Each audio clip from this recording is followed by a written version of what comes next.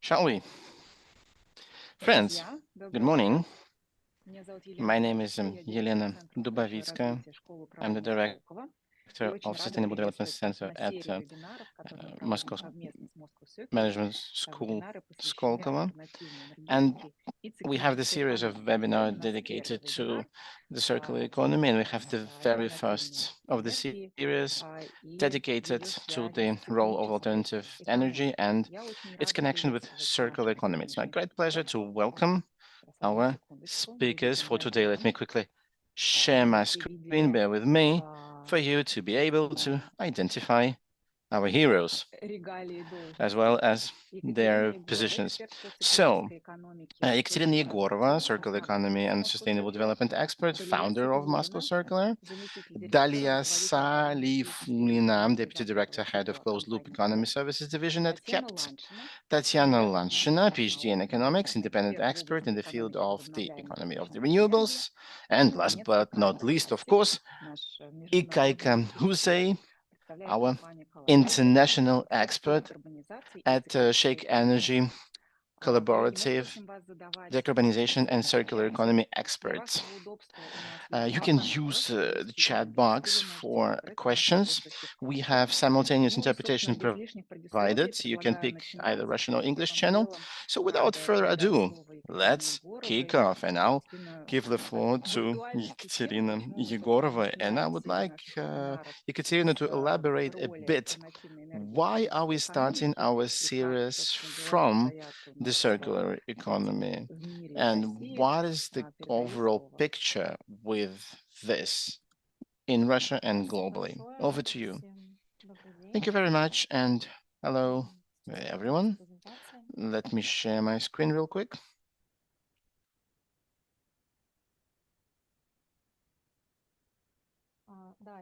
Yeah. As Yelena said, today we decided to talk about the alternative energy sources and about the role of circular economy in the development of the renewables and vice versa. And I would like to start by saying, why do we make this connection between the alternative energy sources and the circular economy? Sometimes they are seen as two different topics, but there's an overarching umbrella in a way, because this is how we, the humanity, solve climate and environmental challenges that we faced due to our activity. And I would like to start with this graph. It's a CO2 concentration in the atmosphere over the last several 100,000 years. So you can easily see that after the Industrial Revolution, the CO2 concentration went up dramatically. This is what impacted the environment, and it is connected to our commercial activity. But when we talk about environmental issues that the humanity faces, and nations and countries, they take steps related to that. But it's very important to avoid this tunnel mindset, this tunnel vision, when we try to combat one and only one issue, carbon emissions. But we tend to forget other facets, like biodiversity degradation, overconsumption, and other issues that are socially related. And when we talk about alternative energy sources, they often are seen as a game changer in the climate change issue. So apparently, the transit towards the alternative energy sources can help us green our energy, but we should bear in mind the cost of this transition and the possibility to have new issues. So this transition could potentially be both a solution and an issue. And I would like to talk about how to factor in during this transition other issues and not only CO2 decrease. And we, of course, should take a look at challenges that the sector of alternative energy sources faces right now. Taking into account current economy trends and our demand on materials, like all in all, 100 billion materials arrive in the economy. In 1970s, this figure was 30, and by 2050 can double between 170 and 190 billions of new materials come into the economy on a yearly basis. And based on the circular economy network assessment, and this company assesses the quantity of materials coming in and out of the economy and the recycling, this circularity is 7%, and this figure is going down from 2018. The request report was published back in 2018. And this is a frightening factor because we use more and more new materials. This increase is linear, and we use them and we throw away. So partially we have the stock at the market, but the biggest part is dispersed as emissions or as trash. And this demand will keep growing. And by 2050, once again, the demand on materials will quadruple, including steel, cement, and aluminium, which means the materials that are necessary to promote and manufacture renewables and alternative energy sources. And the demand on minerals will grow 5 times by 2050, including the metals that are needed for the renewables infrastructure. So there's a competition. There will be a competition between the alternative sector and the conventional sector. And this competition will impact the price and the availability alike. Talking about the current state of affairs of the alternative energy sources and why it's a frightening factor, it is because this linear development model of the sector is exemplified by the amount of waste. And I'm talking about landfills. And you can see on the picture, those are wind turbine waste. And the overall volume of waste generated by the alternative energy sources sector is growing. Often it is connected to the fact that the materials were picked up on purpose in order to make the alternatives competitive with conventional hydrocarbons. And these are the data for 2020 for the US. The recycling of one photovoltaic panel is 30 times more expensive than to waste it on the landfill.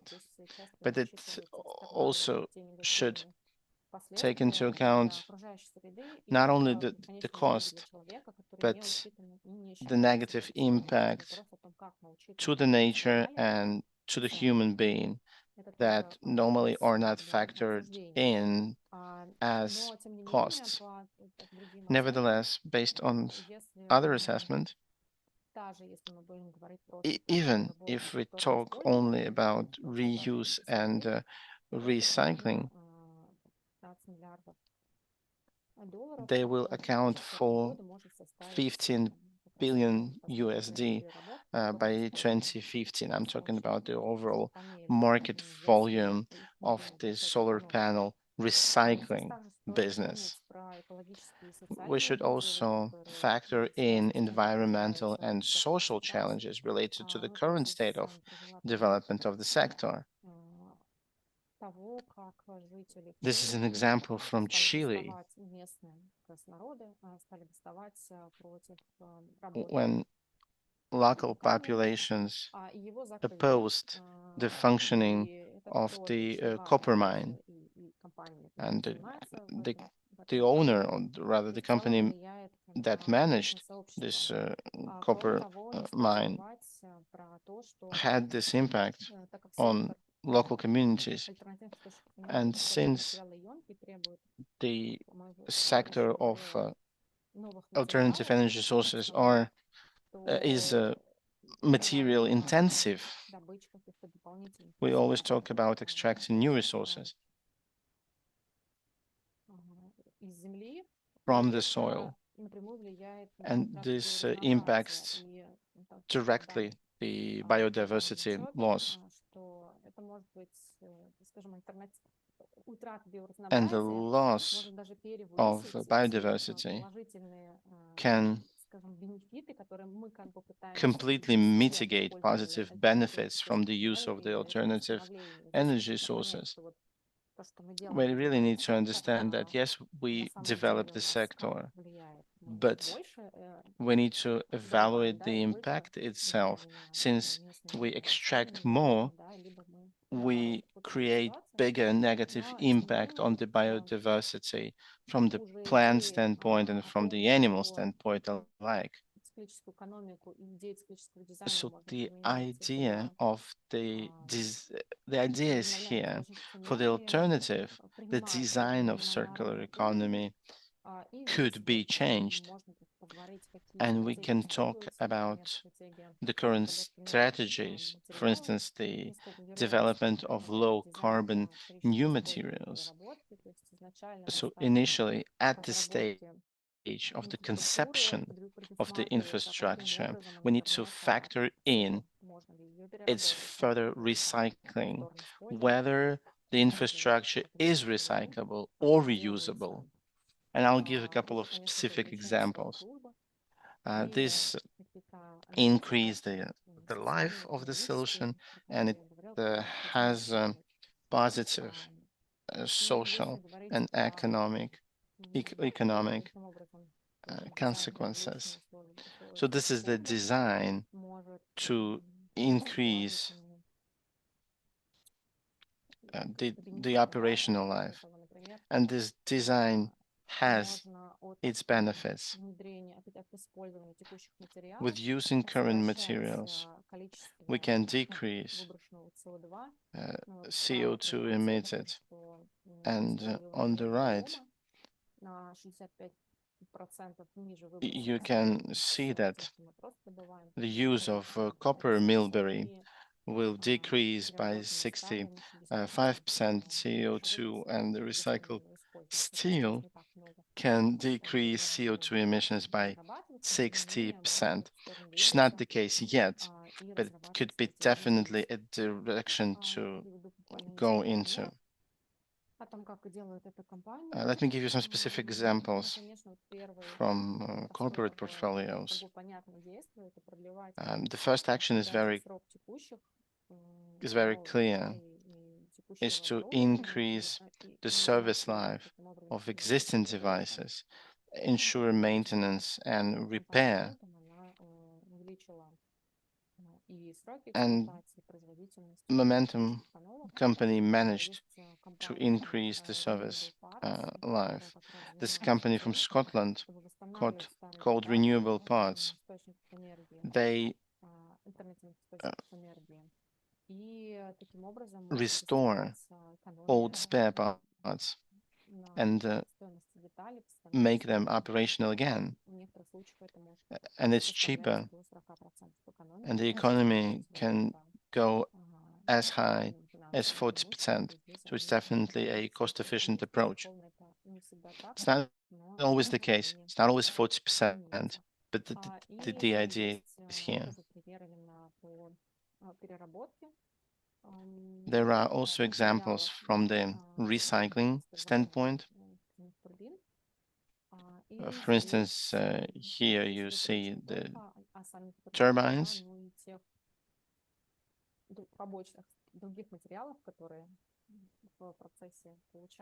And we're talking not only about blades. We are talking about other components as well, and this approach can potentially be extended to other industries as well.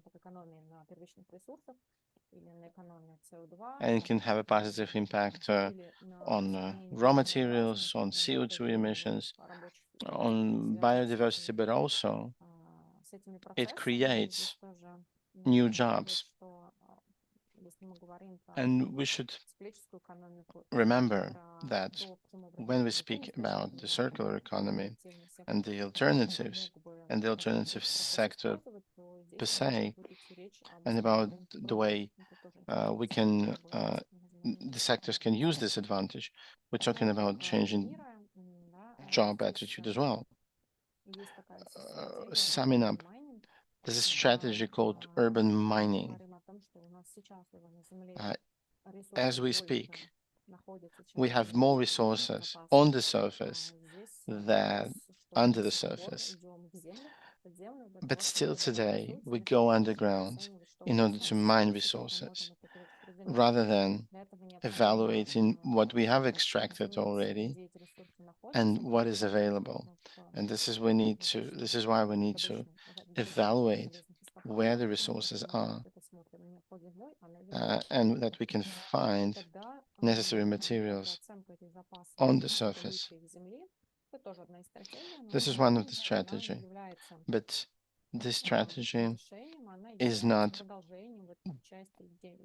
a solution per se, as a follow-up of the linear paradigm we're living in. It's not a silver bullet, but the rethinking of the approaches brings us new business models and brings us new approaches towards the circular economy. What we need to do in order to build infrastructure with less waste because of the proactive approach at the design stage. And this could allow us to restore the infrastructure rather than degrade. And I think that our colleagues will elaborate further or more about that. So I'm just setting the stage. And I tried answering the question why, to my mind and to many others' minds, the circular economy looks like this, and what are the momentums that are triggered right now amid existing social and political tensions, in order to avoid new issues to appear, but rather help us to come up with a system that could help us counter existing social environmental challenges. Ekaterina, thank you very much. The necessity to redesign the economy and to going from linear approach to the circular approach are high on the agenda, including on the international level. Therefore, I would like to pass our virtual mic over to Delia Safiulina, Deputy Director, Head of Closed Loop Economy Services Division at KEPT. Could you please talk us through global trends and solutions? Thank you very much for joining us that earlier. I will have a lot of data to share with you. Let me start with the overall structure of anthropogenic GHG emissions. 61% stand for the energy sector, and the circular economy can impact this part. Agriculture, industry, and waste. It's a common approach. In Russia, we have our own picture, and the share of energy emissions is larger. So theoretically, we can add on top of 61.8%, 16% from coal. Let's take a look at the share of the alternatives in the global energy balance. Over the last 20 years, the trend is here. Energy consumption grows globally, but the share of the alternatives grows as well, and it stands for 11% roughly now. By 2050, the forecast shows that the overall energy consumption will stagnate and the share of the renewables will grow. As for today, the biggest part comes from solar, wind, and water. By 2050, it seems that the renewables will be more diversified. Before, we were looking at the volume of energy generated, and here we see electrical energy generation. Now in 2022, roughly 29% of all electrical energy come from the renewables. It's forecasted that by 2050, this share will grow up to 85%. And we can see the reasons for that. In order to better understand the underlying story about the energy transfer or transit, I would like to draw your attention to this graph, which shows us the connection between the economical development and the energy consumption of some specific countries. Let's take a closer look. The economy passes through three important stages. Stage one here, from 0 to roughly 20,000 USD per capita in this part of the graph. It is considered that the economy and the energy sector grow together. Every additional GDP dollar is transferred to an additional 1 kilowatt hour. This is the before transition type. From 20 to 25 to 40, these are countries at the threshold. So the demand on energy resources stagnate, but the economic growth continues. And the third step is the post-transition countries. It is clear that their economic growth doesn't depend in any way from the energy consumption per capita. Why it's important for us? Let me show you the energy consumption patterns in different countries. And we mapped 12 previous years, and we can see the share of the alternatives in overall generated volume. So UK, Germany, Australia, post-transition countries, the US as well. And all in all, we see that they decrease their energy consumption and the share of the renewables grows. And let's take a look at China. Where is China? It's here. Everything is growing dramatically. At the same time, they increase the share of the renewables. In Russia, it's stable, all in all, and the share of the alternative of the renewables is as thin as a human hair. What does it show to us? The understanding of this stage is very important because it predefines the country's position uh, in the field of renewables. These are global objectives for the decarbonization. This is one of the scenarios for the EU. And we can see that all in all, everything will be going down. And net zero emissions is the goal for for the countries. But in order to achieve net zero, it is seen that $275 trillion stand for capex for the construction of different infrastructure for the renewables. Let's take a look at the role of Russia within this global story. Apparently, we are ranked quite nicely in terms of generation capacities installed, but we need to understand that 97% from what was installed are hydro plants that were constructed, hydroelectric power stations that have been already constructed under the USSR.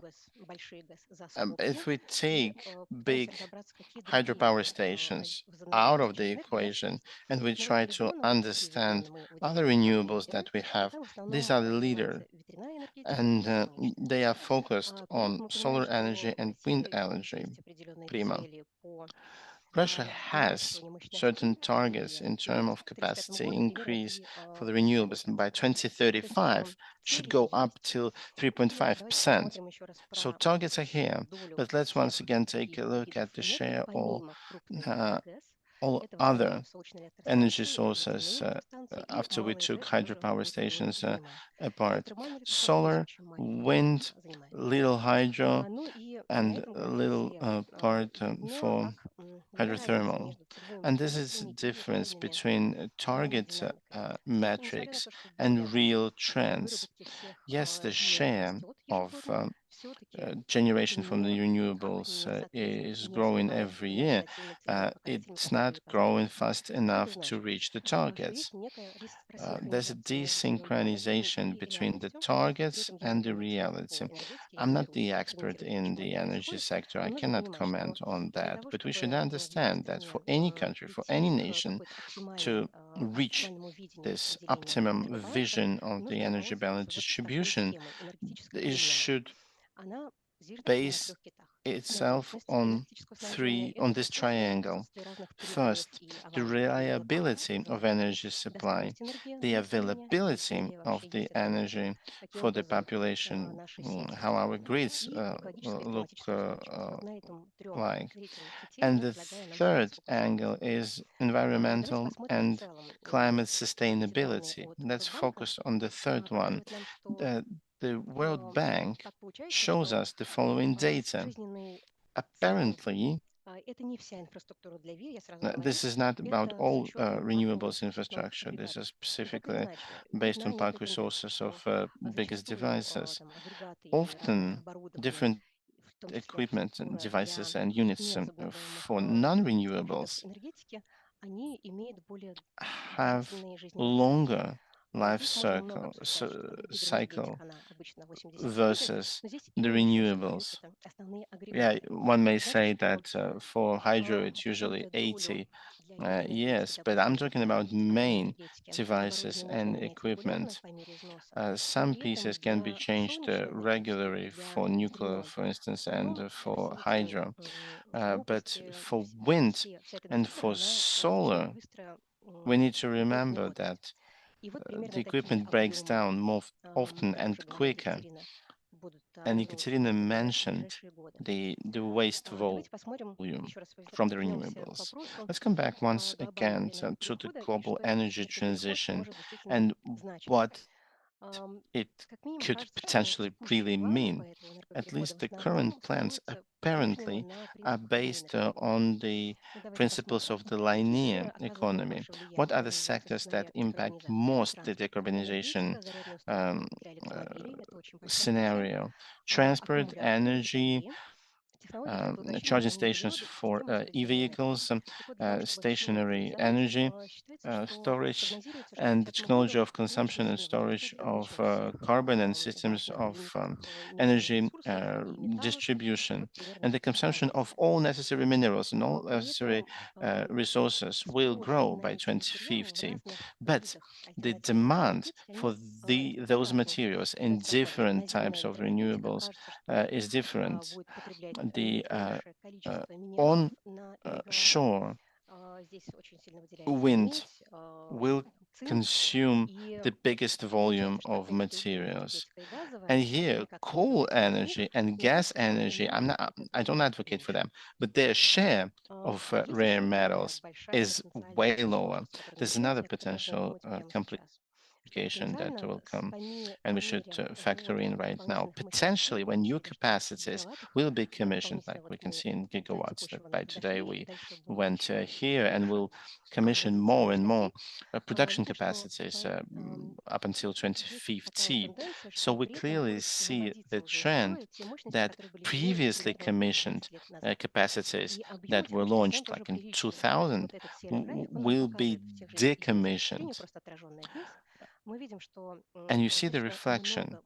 Quite a lot of capacities will be decommissioned, and they are always related to a lot of materials. 14,000 blades from wind turbines will have to be scrapped out. How can we use this paradigm of circular economy in the renewables? There are three key stages that need to be highlighted. And the key task is to narrow the volume of the resource flow, then to slow down, which means to extend as much as possible the life cycle, and then to close the loop. So at the stage of resource efficient planning, I really like this fact. I really like to talk about it. 80% of the environmental impact is preconditioned at the design stage. And while we're designing, we need always to think about the further use or utilization scenario. Will we be able to upgrade? Will we be able to make a second use, or will we recycle? And we need to think about using secondary resources as a construction materials. Business processes per se can be seen different, like sharing economy, for instance. We need to give either thought, like some solar panels can be leased, and there are cases for that. In order to extend the life cycle, we're talking about regular maintenance and refurbishment. When we are able to replace and upgrade certain components of the installation itself, and in order to close the loop of the life cycle, we can bring back the equipment to the producer for it to remanufacture and to recycle raw materials for other materials and for other uh, industries maybe as well. What about reuse? This is what we see here in the left bottom corner. We see the carbon footprint of the mining of several materials that are required in order to uh, bring the alternative forward. Like for aluminium, uh, it generates a lot of CO2 in order to manufacture photovoltaic panels. On the right-hand side, there's the potential for the recycled materials to be brought back to the consumption pattern. So the dark side of the column as the share of the recycled materials that we can use. This is urban mining mentioned by Ekaterina, and we can grow their share. in secondary materials, even bigger than in primary materials for the renewables. Let's take a look at the potential of the utilization of the key infrastructure of the renewables. For wind, we understand that mostly it's all about composites and composed complex materials, and we understand that they are recyclable. This is what the composition is. We understand the volume of the recyclant or of the waste that will be generated further on when we will decommission the existing infrastructure, and we understand the overall recycling volume. But at the same time, we will consume the energy in order to recycle. But this should be definitely factoring in the overall system of the material flows. Same thing for the panels. More than 88% of the materials are recoverable. This is the composition, like silicon, aluminum, copper, and this is what we can receive from 1 ton of materials, should it be cost effective. Let's take a look at several cases about companies implementing circular solutions in the renewables. In wind, there are companies such as Siemens Gamesa. They create initially a different composition of the composite material that is recyclable further on down the road. It's a smart design that allows us to extend the operational life.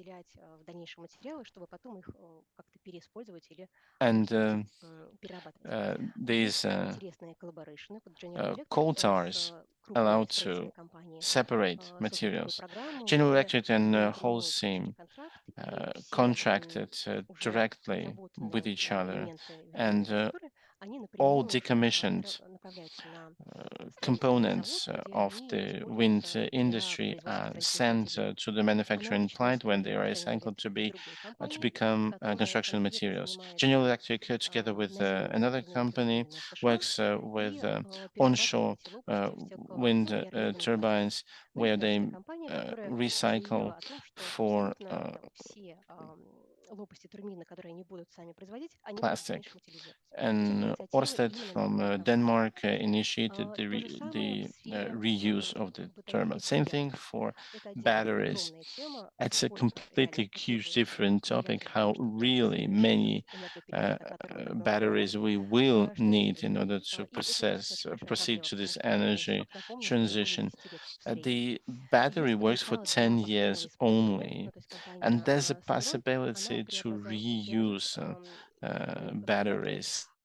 Celeron, for instance, uh, refurbish industrial batteries for home use batteries. Nissan Atom is the same thing. It's an urban mining per se, but they can extract precious metals and use them as raw materials for the next generation of batteries. And cases of companies in the field of solar panels, there's a potential to reuse solar panels. When the panels are decommissioned, we still can recover them from the landfills. They can be reused differently, like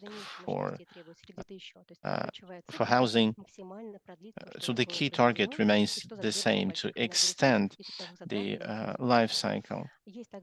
There's a big potential for recycling of solar panels. Let me remind you that solar panel consists of a lot of very precious metals, and there are a lot of chemical processes that allow us to extract them. There's a story about the maintenance and repair and refurbishing of solar panel, when we can replace certain components in order to extend the life cycle as much as possible. So there are nations initiatives in the US. Overall, in many states, there are rules and regulations. In the state of Illinois, the share of wind energy is really big. And the company and the owner of the land that has wind installations or energy installations.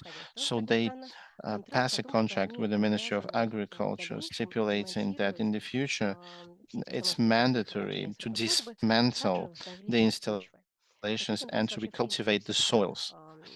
This is a common trend for many countries. In the state of Vermont, for instance, 99% of all energy come from the renewables. And this state, on top of that, there's another condition saying that for commercial industrial generation companies, they have to come up with the cost plan that in 20 years or in 25 years, you will recultivate the territory and reuse and use the soil. So you need to guarantee with your own money that you'll be doing that. In Great Britain, same thing. In order to receive the construction authorization, you need to prove that you, in the end, you can afford to recycle and recultivate the soil. France, all in all, is the leader in terms of circular economy and the renewables. They have an additional key indicator that the cost of dismantling should be factored in at the design stage. That even now, the funds should be available for you to be able, for sure, to dismantle your installations. In Australia, it's even more interesting. They have a big bunch of state investment that are channeled towards the companies that reuse and recycle solar panels. There's another interesting way to give new life, like to construct playgrounds, benches, and hardscaping items. Since solar panels are very solid, they can be used as construction materials. Okay, coming up to the end of my presentation, this hesitation of whether it's necessary to do the transition, whether it's cost efficient, I would like to give you the case of China because it's the world center of infrastructure. They have a lot of production capacities, and the state invests heavily into it. And what's the bottom line? Here is the prime cost. The materials cost more or less the same. The energy in China is much less expensive. Jobs are less expensive. Amortization much less expensive. So the fact that they have production capacities, that they have a lot of people involved, like 300,000 jobs. Plus, it's the center of the global supply chains, number one among all exporters. They export every year 3.3 billion solar panels, 45% of it in Europe, and they have a stable internal demand. 36% remains in China. And thanks to their rules and regulations, the cost of solar energy decreased by 80%.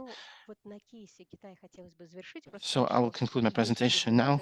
If we take great attention on that and if we put some efforts on it, it's possible to not focus narrowly on one producer. We need to take this comprehensive stand at the nation level in order to synchronize all KPIs in different dimensions. This is it. I hope that I didn't bird you under the avalanche of data. Thank you, Dalia. Thank you very much for this comprehensive approach. And there are a lot of questions from the audience. I want to have your presentation, and all PPT decks will be available in our Telegram channels of Moscow Circle and of the Center of Sustainable Development at Skolkovo. Thank you very much for this engaging presentation.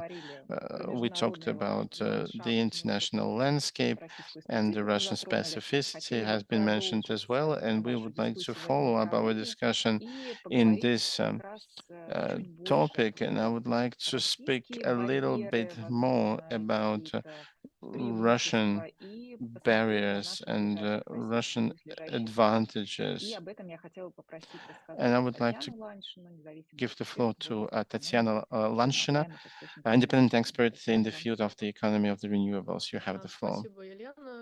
Thank you, Elena. Colleagues, good afternoon. I will talk more about Russia and the CIS countries, and I will give a couple of examples about the European situation. I will add a bit more to Dalia's presentation, but she showed a lot of figures and explained a lot. Let me start by saying that the renewables are fit better to the concept of circular economy versus the conventional, because no hazardous, no extremely hazardous wastes are being created because we still don't know how to recycle that. The nuclear, for instance, has not solved this problem yet about waste management and waste safety and security. Coal energy generates a lot of waste because first we need to extract the coal, so we need to have either the pits or the mines, and the extraction process generate a lot of waste, and oftentimes no one bothers to recultivate the soils and recycle hazardous waste. The renewables, they do have issues with recycling and reuse. There's no single energy generation approach that is 100% green. So the price that this is the price we should pay for the comfort life. But in the renewables, even the most difficult to recycle materials, which means if we forget about batteries and other, the blades are the most complicated to recycle because they are manufactured from the composites, which means there are a lot of different materials that are glued together. So it's technically very difficult to undo everything. And the blades are stored at landfills, but the advantage is that they do not generate hazardous materials, which means they don't jeopardize the soils, the waters, and so on and so forth. But we would prefer to recycle them.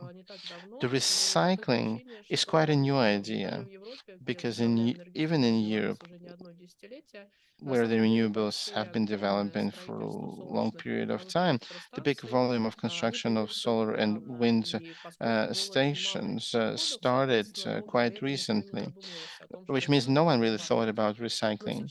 But now, when we see that in many countries the share of the renewables is double digit, and that Europe doesn't really have much space in order to create landfills and bury a lot of waste, this issue should be solved. And many companies that install and operate wind and solar power stations are getting involved. And there are tech startups that try to come up with some sort of innovative solutions. In our region, in Russia and in the adjacent countries, people tend not to think about that. And I can see why, because in Russia, the history of renewables started back in 2013, which means stations in operations were constructed after 2013. Same situation in Kazakhstan, for instance. The renewables in Kazakhstan is very young, couple of years only. In Russia, 1% of all electrical energy is generated from solar and wind. In Kazakhstan, the first half of this year showed 5%. In Uzbekistan, first solar stations are being launched right now, which means take into account their operational life and life cycle. It's premature to talk about recycling in these countries.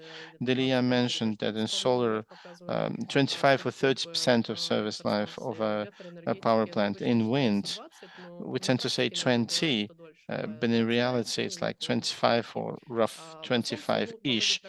In solar, uh, the academic consensus is 20, but it really depends on the project, on the owner, what is the scheme of the of money making. It could be 25 and even 30.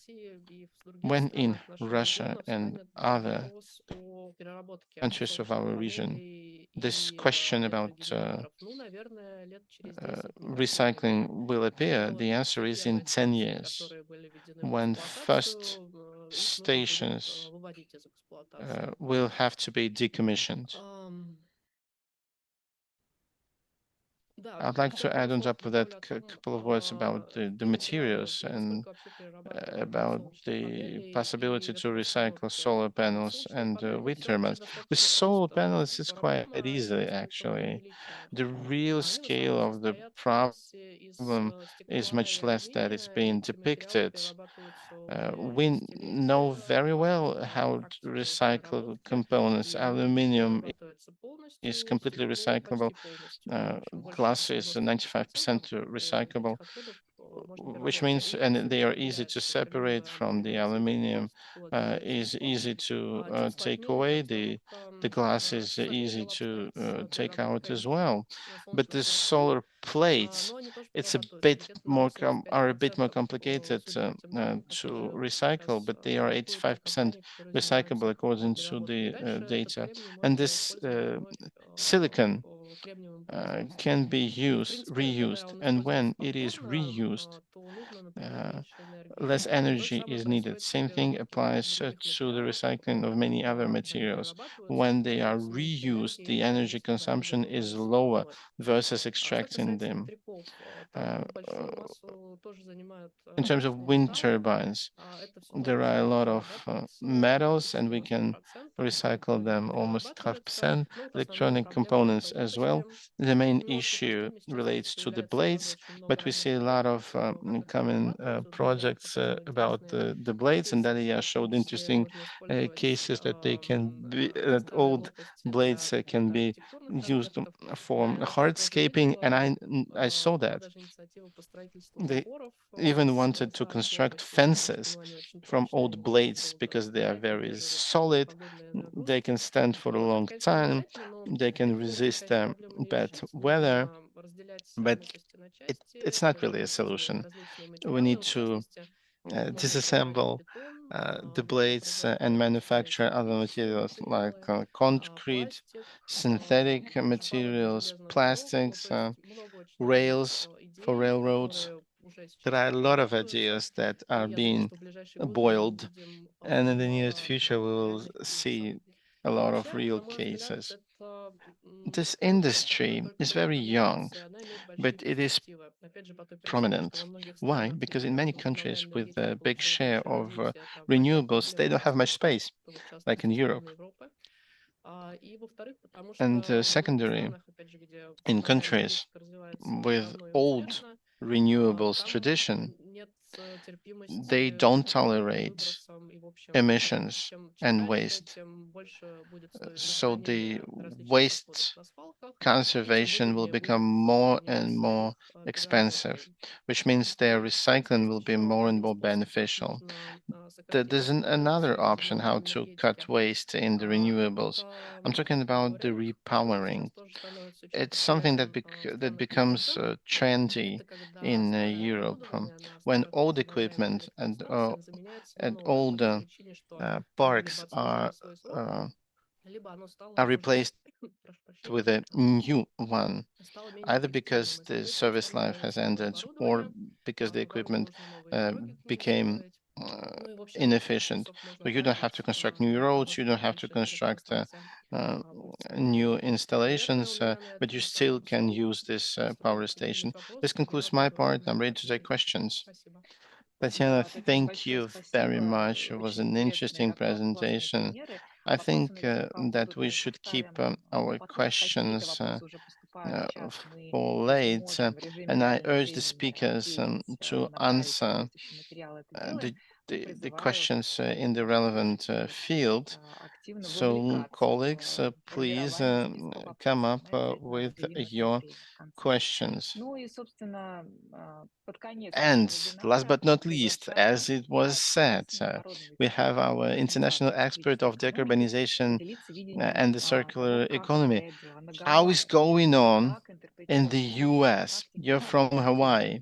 So what can we do with local communities in order to become better users of the renewables? Over to you. Thank you very much for that question, and thanks for inviting me to your webinar this afternoon. For me in Hawaii, it's 10 p.m. It's basically my bedtime. So I'm struggling to stay awake, but I'm happy to be here, and thank you very much for the gracious invitation. And I just want to say from the beginning, part of our context in Hawaii is that we don't really think of ourselves as being in the United States. Hawaii's history is that we were an independent country until relatively recently, up until 1893. I'm going to share my screen if that's okay. Let's see. Oh, can you see my screen? I think you probably see my whole desktop. Yeah, I see your whole desktop, and okay, it's not in the presentation model. Okay, 1 second. Yeah, I think you need to click play. I will do that. There we go. This one. Okay. But I need to share it again, huh? I think so. Okay.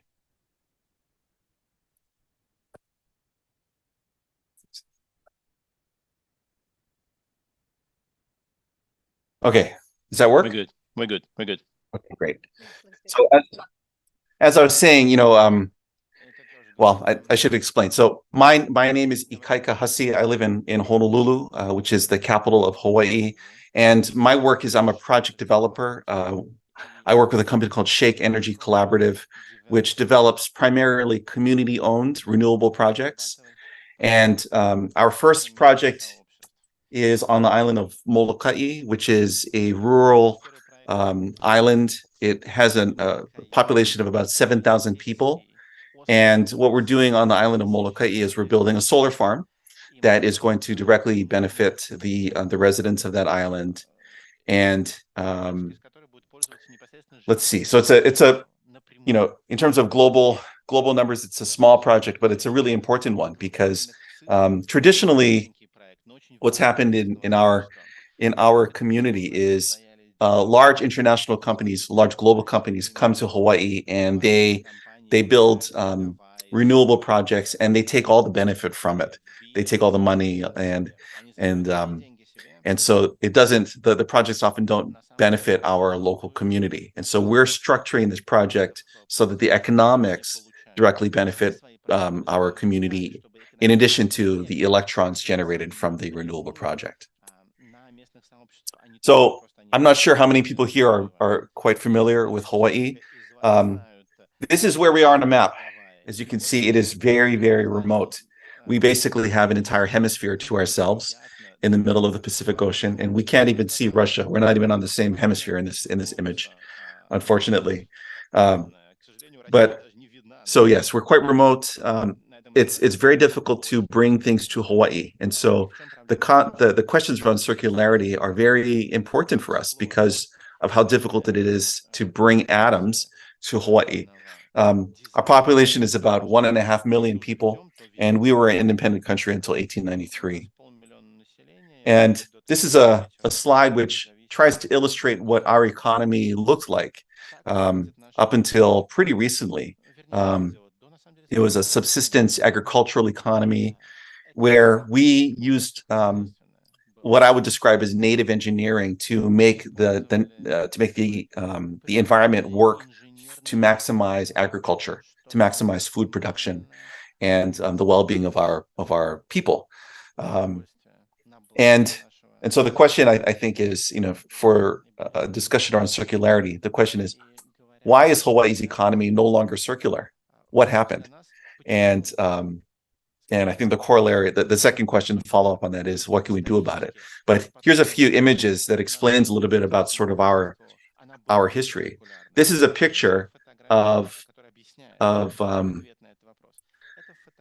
a series of events that took place in the early 1800s, shortly after the first Europeans came to Hawaii. In order to pay down debts, our leaders initiated the destruction of our native sandalwood forest and had all these trees sent to other countries. And so this is a photograph from that time period of these trees being bundled up to be shipped off. And so what happened is that left a lot of our forests completely empty and barren, which creates obviously environmental problems, with runoff and erosion, but also an economic problem because it created an opening for plantations and for sugar plantations in particular to come in and buy up and take land and water to create a monocrop economy. So instead of a robust, diverse agricultural economy, they created a monocrop, a single crop economy, just sugar. And then after sugar, it was pineapples. And this is an image of what happened to some of our actually most of our native streams, where the water was channelized and taken out into to provide water for the plantations. And so our experience with these issues and with all these things, including energy, is that economics can't be separated from politics, and that we need an economy that benefits all people. Because in our history, we found that it's really just the elites who have benefited from the plantation economy, which we still very much live in, even though the modern plantation is just tourism. So I want to share with you a few of the things that we're working on. And this might be more sort of in line with the conversation that preceded me. We've started to think about what can Hawaii do to increase its own circularity, but also to provide some leadership in the climate crisis. And one thing that we realized is that for our islands, because we're quite remote, we depend on aviation for everything, right? For our own people to go to the United States or to Europe or Asia, but also for tourism and et cetera. And so we started working on a project that we call Feather, which is to develop carbon neutral aviation fuel using CO2 pulled from the atmosphere. And so this is an example of circularity, which we're really interested in. We all know that aviation is a very difficult part of the global economy to decarbonize, and it represents about 60% of our emissions here in Hawaii. So it's a tremendous part of the problem. And we also import about $2 billion worth of jet fuel. And up until recently, I think a lot of that actually came from Russia. So we're developing a plant that pulls CO2 from the atmosphere, and that uses that as a feedstock to generate our own carbon neutral aviation fuel. Let's see. I hope the translation is working. So what we're working on is called electrofuels in a lot of European contexts. We differentiate it from biofuels because our feedstock is not it's not plants. It's actually atmospheric carbon dioxide combined with hydrogen, green hydrogen. And we're actually, let me come back to that. But our long-term goal is to use the electrofuels economy as a way to finance the development of our own carbon sequestration and carbon storage infrastructure. So let's see. Hopefully that you can see this okay. And I apologize, this is all in English. But we're using a German chemistry called Fischer-Tropsch, which essentially allows for really any carbon source to be turned into a liquid fuel. And so our carbon source, instead of coal, which is the carbon source used by Germany, our carbon source is of course atmospheric carbon dioxide. That's combined with green hydrogen from the electrolysis of water, which is then you take the CO2, and that goes through reverse water gas shift that arrives at carbon monoxide. Carbon monoxide is combined with green hydrogen through Fischer-Tropsch, and that results in a like kind of a green crude oil, which is then upgraded to make jet fuel, and that is blended directly into existing pipelines. I'm going to walk through the steps. So this is a picture of the carbon capture module, which is up and running in Iceland. We took a small group to go and visit it. This is the device which actually pulls the CO2 from the atmosphere, and it does it by essentially running ambient air over a sorbent, which basically filters out the carbon dioxide from the ambient air. That CO2 is then put into a separate series of tanks. In the Iceland context, they use this to actually do a direct injection into their basalt rock for permanent sequestration, which is part of our long-term plan. In parallel, we take water and split it into hydrogen and oxygen using simple electrolysis. And then our plan is to also use the oxygen for medical applications. The fuel is then synthesized into using Fischer-Tropsch to arrive at a liquid fuel, and then it's blended into the existing pipelines. There is a small plant which a friend of mine was part of the team that built it in northern Germany, which is basically doing what we're planning on doing, but at a smaller scale. So we're really excited to see that there is an existing pilot that we can follow in the footsteps of. Now, we see our work as really sort of as a 100-year plan, as a 100-year strategy of eventually trying to repair and reverse climate change. And so we're starting now with something which is profitable, selling aviation fuel to airlines. But we're using that initial business model as the way as essentially an excuse to go and build a whole network of direct air capture machines, like the machine that I showed you the photo from Iceland. And our goal is to keep those direct air capture machines running for decades after the aviation industry transitions away from petroleum, from jet fuel. At some point, the aviation industry will transition to something like hydrogen or batteries. And at that point, we'll be happy to sell them hydrogen or just electricity. But our plan is to keep pulling down the CO2 and actually, this is the part that I think is the coolest part, which is actually taking the CO2 and combining it with water. So it's basically a carbonated water, and then injecting that into the basalt rock structures of our island. And the wonderful thing is that Hawaii's geology is very similar to the geology of Iceland, where it's essentially basalt rocks.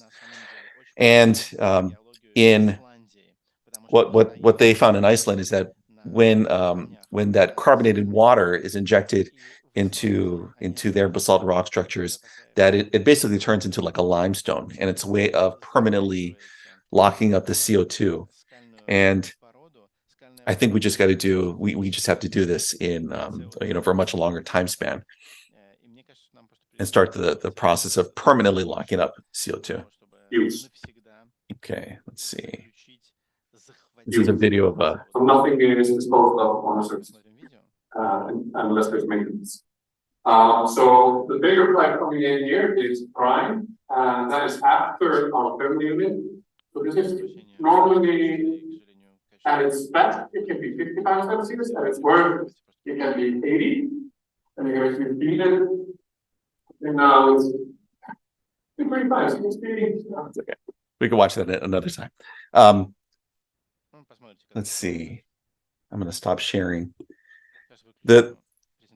So thank you for letting me just sort of drop a bunch of slides into this conversation.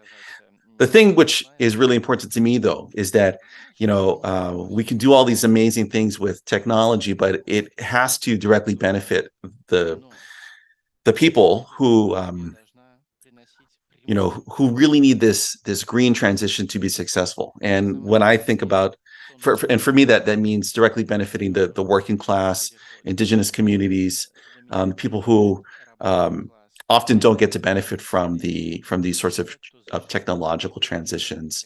And to me, it's very important that circularity be coupled tightly with a sense of social justice and a really progressive mindset. Thank you very much for your time, and I look forward to the discussion in the question and answer period.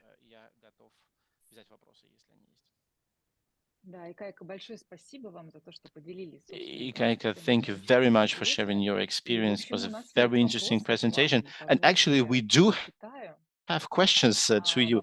Let me read it out loud.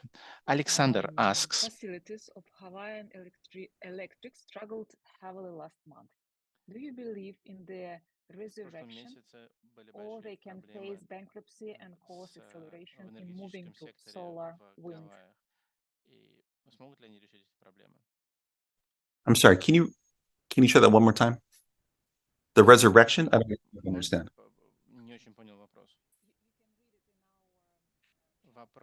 Okay. I'm sorry, I see it. Yes, thank you. Facilities of Hawaiian Electric struggled heavily last month. Do I believe in their resurrection, or they can face bankruptcy and cause acceleration? Oh, I see. That's a really good question, Alexander. And what I think about Hawaiian Electric is that Hawaiian Electric is incredibly important to our local economy.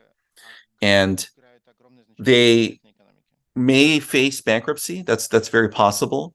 But I think fundamentally we need the utility. It's just a core part of our modern way of life. And I can absolutely see our community sort of rallying around the utility to make sure that it's successful. Right now we have Hawaii has very ambitious goals for renewables, and we're on track to get there, but it really needs a lot of help. I think right now in 2022, I think we are at 29% or 30% of using solar and wind and geothermal. Yeah, so there's a tremendous amount of work that we still need to do. And thank you very much. And there is another question for you. Sure. So we're actually evaluating several different vendors for the decarbonization technology, and we also have our own startup, which is building its own modules.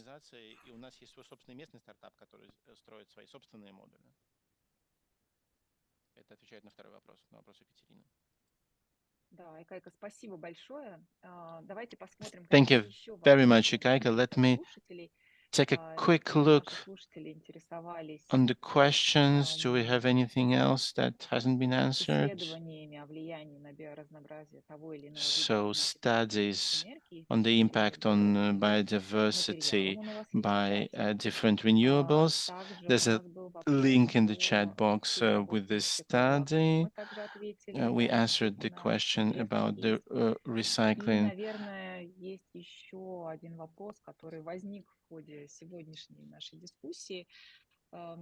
Of glass fiber, interesting. And there's another question, which is very interesting. What should be considered a renewable on different continents and in different countries? That's an interesting question. I'm gonna use it as an overhead question to all our speakers. Who's gonna take the first answer? I will take this question first, says Yekaterina. The answer really depends upon the countries. Dalia showed different different countries, and one slide of hers showed nuclear and gas as renewables. And it's true, in Russia, oftentimes nuclear and gas are considered to be renewables. And Ikaika, correct me if I'm wrong, in Hawaii, when you burn waste, you consider this to be a renewable source of energy, as far as I understand. And I was asking myself back then, why? Yeah, because you're burning something. Yeah, I don't agree with that particular characterization of biogenic emissions. It doesn't make any sense to me. Yeah, because I think we talk about renewables, but I think really what we need to be looking at is carbon. What's the carbon impact of a particular energy source? And there's absolutely a carbon impact of burning trash.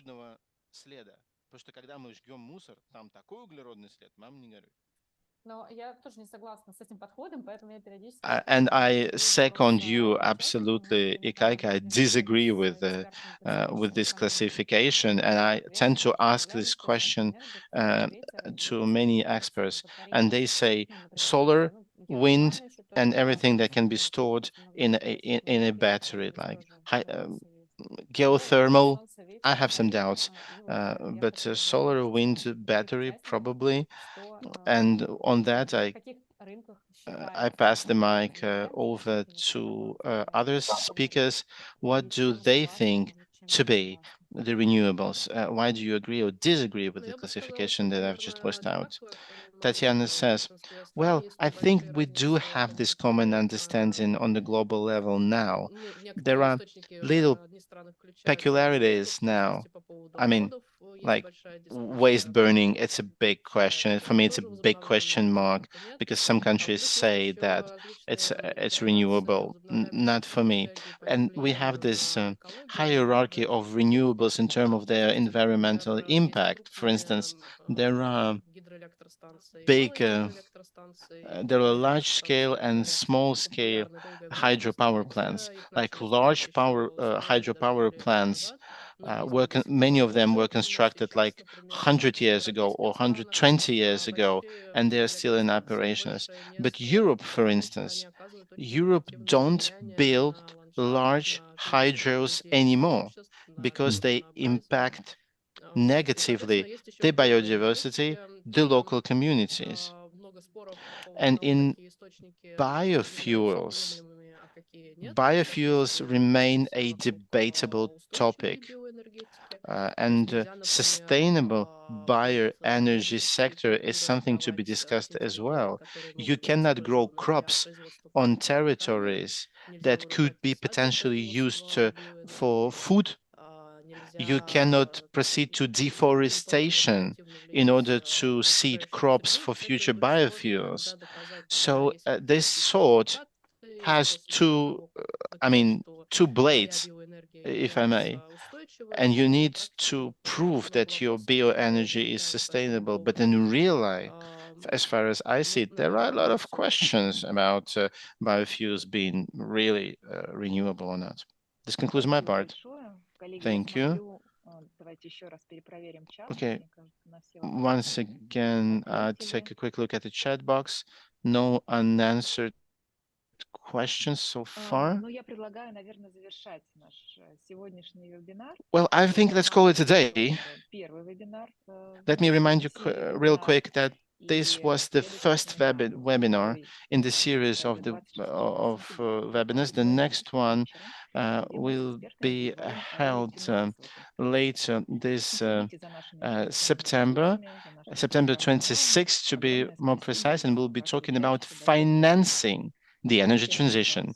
And I thank all our speakers, I thank all participants. Ika, thank you very much separately for staying awake with us. It was very interesting. Have a good day and see you next time.